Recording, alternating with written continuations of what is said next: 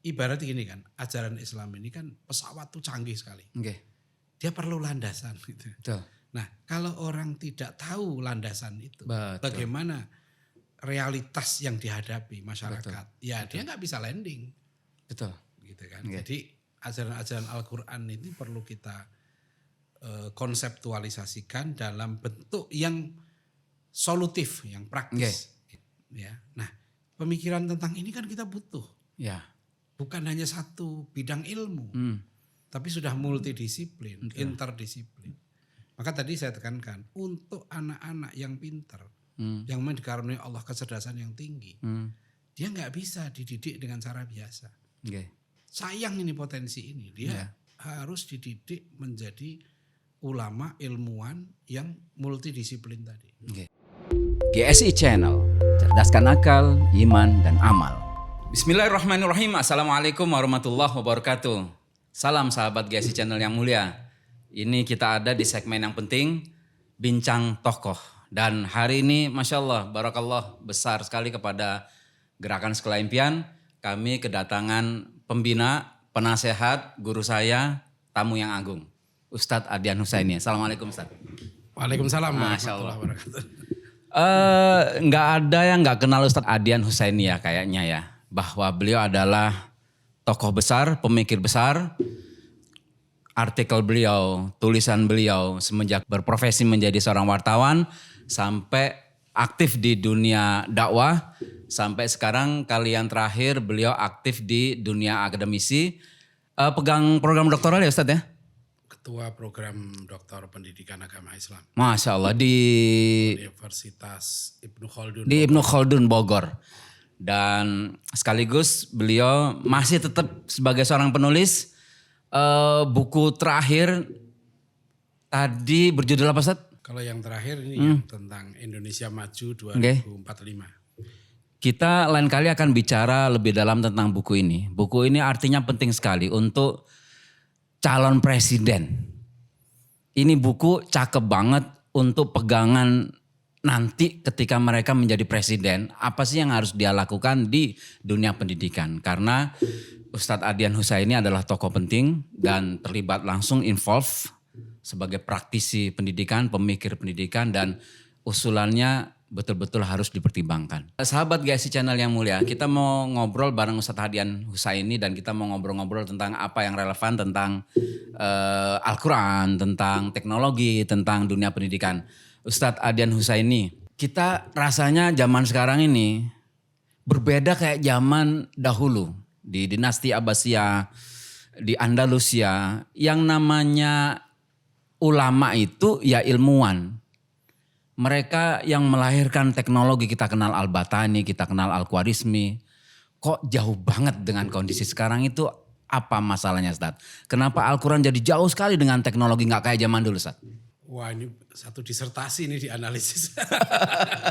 Pertanyaannya itu rumusan masalahnya berat. Mengapa seperti itu kan mungkin kita melihat beberapa kasus ya. Sebetulnya enggak juga sih.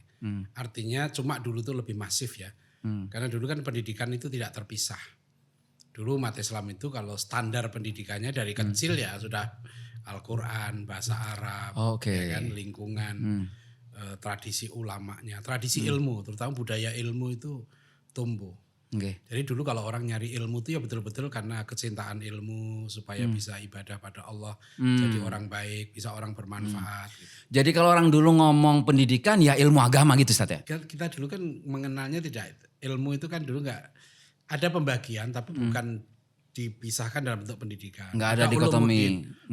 Ulumuddin itu ilmu-ilmu yang basisnya memang Al-Quran dan hadis ya. Ilmu tafsir, ilmu ushul fiqh, ilmu hadis, ilmu nahwu, shorof itu kan basisnya Al-Quran dan hadis. Tapi juga ada ulumul akal kan. Ilmu-ilmu yang berbasis pada akal. Jadi kalau dalam Aqaid Nasafiyah kan sumber ilmu itu 3. Ya. Satu dari Al-Hawasul Khams. Ya apa namanya panca indera itu juga diakui, yaitu yang nanti melahirkan empirical knowledge. Ya, jadi dalam kitab akidah saja Nasafiyah itu mengakui 3 sumber ilmu. Ya, sumber ilmu empirical knowledge ini nanti yang melahirkan ilmu-ilmu empiris. Basisnya itu research, tajribah. Okay. Seperti ilmu nanti kedokteran, farmasi, sebagian manajemen. Ya, jadi berdasarkan eksperimen. Laboratoris. Itu penting juga gitu ya. Nah, ada juga ilmu yang ulumul akliyah.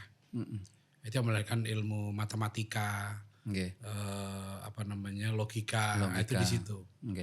Tapi ada juga ilmu yang disebut dengan dasarnya itu khabar. Ada khabar yang benar, ada riwayat, ilmu sejarah ya kan. Itu dasarnya kan cerita. Tapi ada juga ilmu yang khabar yang benar dasarnya wahyu. Nah, itu dasar dari Al-Quran dan Sunnah. Jadi 3 sumber ilmu ini itu terintegrasi dalam pendidikan kita dulu. Ya kan? Jadi orang kalau dia seorang muslim ya mesti belajar 3 sumber ilmu ini. Ya dari wahyu, dari cerita, ya kan? Dari panca indera, dari akal. Nah sekarang kita mewarisi sistem pendidikan kita dari Eropa. Nah itu bagaimana? Dari Eropa ini dibawa ke sini, ya kan? Dia menolak sumber wahyu. Kan sekarang makanya kampus-kampus kita yang disebut PTN itu tidak menerima. Di situ kan kalau orang kuliah di UI bukan untuk jadi ahli tafsir. Betul. Kuliah di IPB bukan untuk jadi ahli hadis. Betul. Tapi ya kamu jadi petani saja gitu. Atau orang yang bisa bekerja. Nah apalagi kemudian ya itu epistemologi ya. Sumber ilmu dari wahyu dibuang, sudah menjadi sekuler, nggak mau pakai dasar agama, lebih sempit lagi. Sekuler lebih sempit gitu. Jadi manusia dididik, dilatih seperti hewan. Ya bagaimana dia hanya punya skill tertentu, kemudian bisa cari makan, gitu aja. Nah ini yang bahkan di Eropa, ada di buku Profesor Muhammad Nur ya, Budaya Ilmu. Dia mengutip pemikir Katolik gitu di Jacques Maritain atau Jose Ortega, pemikir Spanyol yang mengatakan orang-orang Eropa ini dididik seperti binatang. Mereka dilatih profesional di bidangnya, hanya tahu bagaimana makan, bagaimana bersenang-senang. Dia tidak tahu tentang masyarakatnya, tidak peduli dengan sosial, tidak peduli dengan sejarah. Bahkan dia tidak tahu hidupnya untuk apa. Jadi itu yang disebut sebagai pendidikan modern yang sempit ini, itu melahirkan yang Jose Ortega bilang a new barbarian. Ya, uncivilized people. Jadi dia pinter, profesional, tapi sebenarnya dia tidak berbudaya. Dia tidak beradab. Karena dia tidak ngerti dirinya siapa, mau kemana, hidupnya untuk apa. Ya gitu kan, kalau dalam Al-Quran dikatakan surat Al-A'raf 179. Ya, ulaika kal an'am ya, balhum adall. Di surat Muhammad ayat 12. Ya, mereka kerjaannya apa ya? Hum yatamatta'un wa ya'kulun kama ta'kulul an'am. Kerjaan mereka hanya senang-senang, makan-makan seperti binatang. Ternak. Nah, ini menariknya ya, dalam sejarah Islam. Islam tidak mengalami problem seperti itu. Kita tidak mengalami problem benturan antara agama dengan sains. Tidak pernah mengalami. Enggak ada dikotomi. Enggak ada dikotomi. Nah, cuma sekarang kita dipaksa, anak-anak muslim kita menjalani pendidikan seperti itu. Baik, sahabat Gesi Channel, pertanyaan yang berat tadi dijawab dengan sangat ringan, ringkas, dan to the point. Langsung ke substansinya. Bahwa kenapa di zaman dulu ulama itu sekaligus ilmuwan. Dia ahli ilmu akhirat, Al-Quran, dia juga ahli ilmu dunia. Al-Batani menciptakan teori optik. Al-Khwarizmi menciptakan algoritma, dan lain sebagainya. Jawabannya simple. Bahwa kita sekarang mengekor dengan model pendidikan barat. Yang dia mendikotomikan antara ilmu akhirat dengan ilmu dunia. Zaman dahulu enggak. Zaman dahulu kalau orang ngomong ilmu itu terpikir langsung di benaknya 2 macam ilmu. Ilmu Qur'aniyah dan ilmu akal. Ilmu yang lahir dari penelitian. Ilmu yang lahir dari aktivitas otak. Sumber yang diakui sah dan eksis adalah wahyu dan akal. Begitu nggih Ustaz? Ya, dan panca indera, empiris. Dan panca indera, empirisme. Dan inilah sebabnya kenapa sekarang kita kalau ketemu dengan satu institusi, rasanya kok nggak pernah seimbang. Sekalinya dia pondok pesantren, nggak belajar ilmu-ilmu dunia. Sehingga alim tapi tidak menguasai dunia. Kalau kita ke misalkan institusi teknologi, dia hanya paham teknologi aja, tapi nggak paham agama. Yang kita inginkan adalah seorang ilmuwan yang alim, alim yang ilmuwan. Pertanyaan kedua, Ustaz. Jadi gimana caranya Ustaz merubah semua ini? Sekarang sebenarnya udah banyak sekali. Lahirnya sejak awal sebetulnya kan lahirnya pendidikan Islam. Kan kita dulu ada sekolah-sekolah Belanda. Kalau SD dulu HIS, ya, SMP Mulo, SMA itu AMS ya, Algemene Middelbare School. Kemudian perguruan tingginya dulu ada Technische Hogeschool, ada Geneeskundige Hogeschool, sekolah tinggi kedokteran, atau Recht Hogeschool, sekolah tinggi hukum. Nah, tokoh-tokoh kita dulu kan melakukan perlawanan. Maka lahirlah pesantren-pesantren, ya kan? Mambaul Ulum di Solo itu bentuk madrasah yang memadukan dengan sekolah dari 1905. Ya, 19 Al-Irsyad, Madrasah Al-Irsyad di Jakarta itu 1913. Itu juga kurikulumnya internasional. Sekarang lebih banyak lagi, ya, lebih banyak model-model untuk memadukan. Ya, makanya kan ada namanya sekolah Islam, universitas Islam. Apa sih yang membedakan dengan universitas yang tidak Islam? Gitu. Nah itu cuma ya ini kan tantangannya berat sekali karena dunia ini kan dihegemoni ya, dipimpin oleh peradaban, sekularisme, materialisme ini sangat dominan. Gitu. Nah ini yang justru nanti ya lembaga-lembaga pendidikan kita menghadapi tantangan, terutama nanti dari persepsi publik gitu orang tua terhadap kesuksesan, makna kesuksesan itu apa? Ya, saya dulu kan di kampung saya aja ya itu sudah terbiasa kan. Saya kalau dulu di Surau ya maghrib, siang pagi saya sekolah negeri, SD negeri, siang saya madrasah diniyah. Ya kalau maghrib saya sampai malam tuh di Surau. Itu di Surau saya dulu kami ngaji Al-Quran. Bahkan udah ngaji kitab-kitab kuning tuh SD. Saya ngaji Sulamut Taufik, ngaji Safinatun Najah, ngaji Bidayatul Hidayah. Arba'in Nawawiyah itu saya SMP. SMA saya SMA negeri, masuk pesantren. Cuma dulu belum diintegrasikan. Baru saya jalani dua-duanya. Pesantren saya jalani, sekolah negeri saya jalani. Nah, barulah kemudian ketemu tuh model-model pendidikan, konsep-konsepnya di beberapa universitas internasional. Sudah ada upaya itu, sudah banyak. Sehingga sekarang kita pun, sekarang sebenarnya cukup banyak ilmuwan muslim ya, kalau kita lihat penguasaan Al-Qur'annya bagus. Ulumuddinnya bagus, tapi sainsnya juga bagus. Keren. Gitu kan. Nah model-model ini ke depan itu bisa lebih banyak lagi. Saya bukan membayangkan ya, ini kita harus melakukan satu gambaran saya sederhana saja. Misalnya ya, gambaran kasarnya, anak-anak pintar terutama gitu ya. Allah kan menciptakan anak pintar itu biasanya nggak banyak, jumlahnya sedikit gitu. Nah itu harus dibuat peta jalannya, itu peta jalan keilmuan, roadmapnya tuh. Jangan peta jalan pekerjaan. Hasil akhirnya tuh jangan cuma jadi pekerja. Jangan cuma ya, karena dia pintar. Jadi kalau orang pintar, maka dia harus dididik multidisipliner. Sebetulnya sekarang ini malah sudah umum ya, bentuk Polymath University. Nah, dia harus belajar beberapa jurusan atau beberapa prodi gitu. Ini sekarang udah sesuai, lebih mudah lagi ya. Jadi kita bisa menggabungkan ya, dia seorang ahli tafsir sekaligus dia ahli IT. Sangat bisa. Keren. Dia ahli tafsir, ya, ahli hadis, ahli syariah, ya, sekaligus dia misalnya seorang dokter bedah. Ya, kita bisa mengambil contoh Dr. Zakir Naik, seorang dokter bedah, tapi dia ahli dalam bidang kristologi. Dan model seperti ini harus diperbanyak ke depan itu. Sekarang ini baru kasus. Belum jadi gerakan yang masif. Gerakan yang masif. Gitu.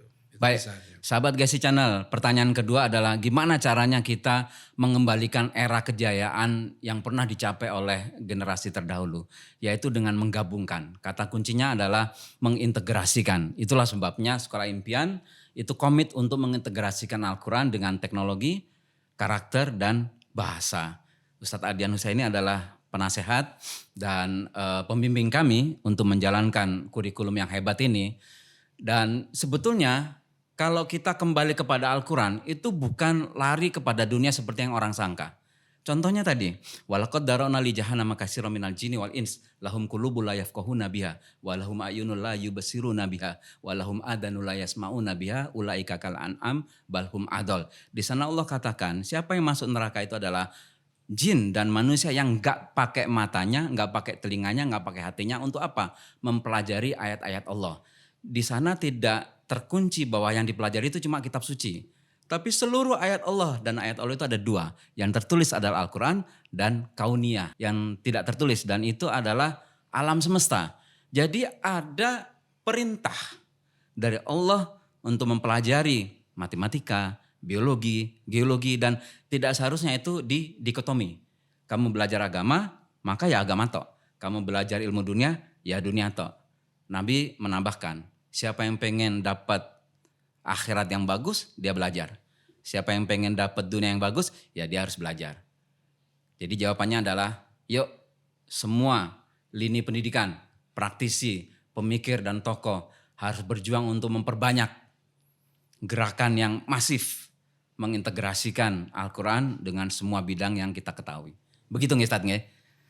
Iya, hanya yang sangat perlu ditekankan di era sekarang ini ya, di samping soalnya kalau secara individu kita itu sekarang banyak ya, ilmuwan muslim bahkan di barat.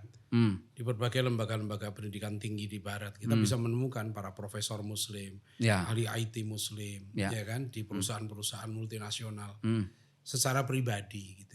Nah, sekarang ini perlu potensi-potensi umat Islam itu dirakit. Karena supaya nanti bisa menjadi kebangkitan sains dan teknologi itu harus ada manajernya. Nah, manajer itulah pemimpin negara. Ya, yang mampu dia merakit. Sama lah kayak Amerika. Bangsa Amerika itu, negara Amerika itu menjadi superpower kan bukan hanya mengandalkan kekuatannya sendiri. Dia mengambil potensi-potensi terbaik di dunia kan gitu. Pakar-pakar di berbagai dunia diundang ke sana, disuruh ngajar di tempatnya. Nah, di situ mereka mampu memberikan penghargaan yang sangat tinggi kepada para ahlinya. Belajar. Jadi, ya di tingkat kemajuan penting. Hanya, nah ini keunikan Islam. Gitu. Kita itu bukan hanya ingin maju secara sains teknologi gitu ya, tapi ingin selamat, ingin bahagia. Ya. Itu yang nggak dipunyai orang Barat. Ya di sana kita bisa jumpai orang-orang pinter, orang-orang sukses secara materi, tapi bunuh diri. Bahkan sekarang kasus Gaza saja, orang Muslim dalam keadaan sangat sengsara. Mereka nggak ada yang stres, nggak ada yang bunuh diri. Ya kan? Tapi coba banyak orang-orang Barat yang hidupnya nggak bisa lepas dari alkohol, ya kan? Dari obat penenang. Karena mereka punya kebebasan yang luar biasa. Nah, pendidikan hati itu, pendidikan jiwa, pendidikan akhlak itu yang menjadi keunggulan kita. Nah, di level ini jangan sampai kita lolos. Gitu loh. Karena ini adab akhlak itu menjadi panduan. Ada presiden buruk dari yang saya dapati dari keraguan orang terhadap pesantren. Ketika mereka mau masukin anaknya ke sana, mereka dapat sampel yang buruk yang saya rasa tidak mewakili secara statistik. Dia mengatakan bahwa ngafal Al-Quran itu percuma. Banyak orang belajar agama tapi koruptor. Banyak orang belajar agama tapi dia akhlaknya buruk gitu. Dan saya selalu kesulitan dalam menjawabnya. Bagaimana Ustaz cara menjawab? Kok belajar Al-Quran saja itu tidak melahirkan karakter yang indah? Ini apa yang salah Ustaz? Banyak orang belajar ekonomi tapi nggak bisa jualan. Banyak orang belajar hukum tapi malah melanggar hukum. Iya kan? Banyak orang belajar politik malah nggak bisa jadi politisi. Jadi yang kita evaluasi gitu ya. Itu memang tentu kalau ada hasil begini kita evaluasi. Kan mungkin kesalahan itu ya, ada pada berbagai pihak. Mungkin kurikulumnya udah benar, gurunya udah benar, ya, orang tuanya juga sudah benar, muridnya yang nggak benar. Kan itu nggak bisa kita, kalau kita berpikir analitis ya, nggak bisa kita terus salahkan satu pihak, ya kan? Ada bahkan Nabi Nuh kurang apa, betul. Ya kan? Nabi Lut kurang apa, mendidik keluarganya. Betul. Ada kasus, ya kan? Jadi kasus itu nggak bisa kita katakan begitu. Tidak boleh menggeneralisir gitu loh. Generalisasi itu kan tidak bisa, itu kasus. Kasus harus kita letakkan sebagai kasus. Ya kan? Berapa persen sih? Jumlah santri itu 5 juta lebih sekarang. Ya kan? Kalau ada 1-2 kasus wajar. Nggak bisa. Pesantren itu sekarang lembaga pendidikan terbesar di Indonesia. Jumlahnya udah 39.000 lebih. Masya Allah. Yang tercatat di Kemenak ya. Yang belum tercatat mungkin lebih banyak lagi itu. Ya, nah ini jadi kalau kita berpikir akademik, analitis, nggak bisa kita melihat satu itu kadang-kadang berpikir secara jurnalis, karena saya jurnalis ya. Kita mengambil 1-2 sampel untuk membuat gambaran yang umum gitu ya. Nah, itu terlalu tergesa-gesa. Jadi kalau bahwa ada tentu ini manusia, ini bukan surga. Iya kan? Karena manusia itu ya bayangkan saja ya, di surga aja ada iblis dulu. Betul. Jadi ini ada setan di dunia ini, ada kesalahan ya. Jadi nah, cuma itu, tapi kita juga tidak boleh menafikan. Ya, kalau ada kelemahan kita harus menerima, kita evaluasi. Di mana ada kekeliruannya, kesalahannya, ya kita perbaiki. Baik. Ya itu. Sahabat Gesi Channel, Fahim Quran, Sekolah Impian, Quadrant Boarding School, itu adalah institusi yang mencoba mengamalkan pikiran tadi, yaitu mengintegrasikan Al-Quran dengan setidaknya 3 hal yang utama. Yang pertama adalah teknologi, karena zaman ini adalah lambangnya teknologi. Siapa yang menguasai teknologi, dia akan mendominasi dunia. Yang kedua adalah karakter, karena bukti konkret keberhasilan dari penghafal Quran adalah pengamalan. Dan pengamalan yang paling nyata, mudah dilihat adalah di adab dan akhlaknya. Dan yang ketiga adalah tentu bahasa. Bahasa Inggris sebagai bahasa teknologi harus kita akui walaupun pahit. Dan bahasa Arab sebagai bahasa Al-Quran. Itu yang menjadi tujuan dari Sekolah Impian. Dan saya pengen dapat nasihat penting nih dari Ustadz Ardian sebagai sesi penutup nih Ustadz. Apa nasihat Ustadz bagi kami? Iya, kita dalam beberapa tahun terakhir ya, mungkin 20 tahun terakhir ini telah mengalami satu kondisi yang sangat menggembirakan. Di mana orang-orang muslim ya, bahkan yang bukan berlatar belakang santri, ya, yang orang tuanya memahami agama gitu, itu bangga anak-anaknya itu belajar Al-Quran. Gitu bangga ya? Anak-anaknya menghafal Quran, bangga anak-anaknya masuk pesantren. Ini gak pernah terjadi sebelumnya. Ya, dulu orang malu. Bahkan malu pesantren itu Islam seperti aja malu, gitu. Tempat buangan ngoten gitu. Saya waktu SD dulu dari nasihati guru saya, jangan masuk pesantren. Karena kamu pinter gitu. Oh gitu. Kamu nanti bisa jadi dokter kan gitu. Oke. Ya, jadi alhamdulillah kan pesantren itu berkembang pesat. Cuma ya sekali lagi kan setan ini juga pinter gitu. Setan nggak pernah membiarkan kita ini berhasil tanpa mereka berusaha untuk menyesatkan.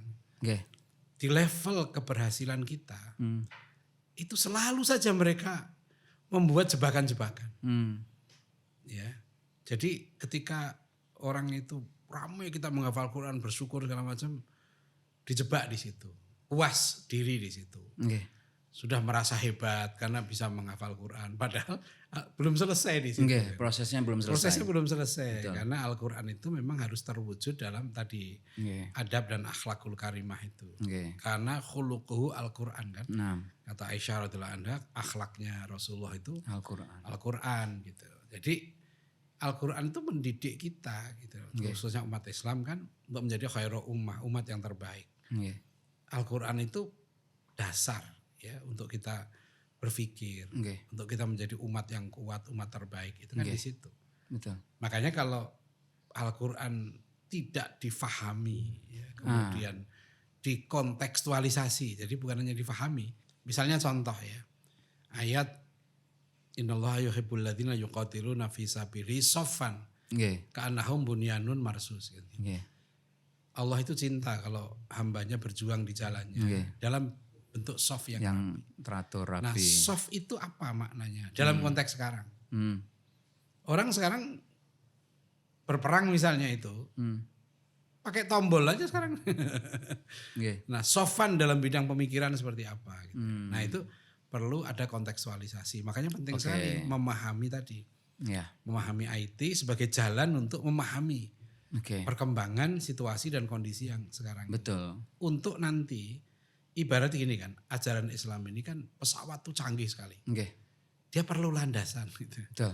Nah, kalau orang tidak tahu landasan itu, bagaimana realitas yang dihadapi masyarakat? Ya dia nggak bisa landing. Betul. Gitu kan. Jadi ajaran-ajaran Al-Quran ini perlu kita konseptualisasikan dalam bentuk yang solutif, yang praktis. Ya. Keren. Misalnya kalau dikatakan wahai Nabi siapkan orang mukmin ya kan untuk berperang. Konteks berperang zaman itu perang fisik, panah, tombak, nah, kuda. Sekarang ini perang ini kan perang budaya, perang pemikiran. Memang termasuk mencakup juga pada akhirnya ya perang fisik seperti di Gaza. Ya. Nah, pemikiran tentang ini kan kita butuh. Bukan hanya satu bidang ilmu. Tapi sudah multidisiplin, interdisiplin.